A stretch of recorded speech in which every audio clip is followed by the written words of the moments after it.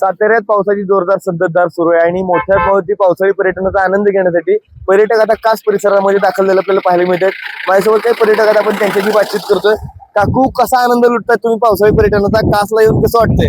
खूप छान वाटतंय आणि साताऱ्यासारखं निसर्गरम्य वातावरण कुठंच नाही. सातारा जिल्हा खूपच निसर्गरम्य आहे पावसाळ्यात. तुम्ही काय काय एन्जॉय केलं त्या कासमध्ये? पाण्यात भिजणं, फोटो काढणे आणि निसर्ग मस्त एन्जॉय केला. तुला काय वाटतं, तू काय सांगशील? काय कसं पूर्ण सौंदर्य आपल्या कासचं? आज कासला फिरायला आलीस?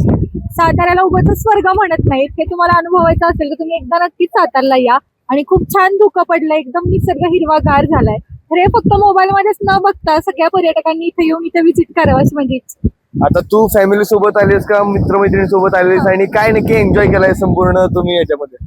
सातारा खरं तर असं नाही की कपल्सने आलं पाहिजे किंवा फॅमिली, सगळ्यांसाठी आहे. सगळेजण येऊन एन्जॉय करू शकतात इथं फक्त पर्यटनच नाही तर बाकी सगळं तुम्हाला जेवायला वगैरे पण खूप छान सोय आहे.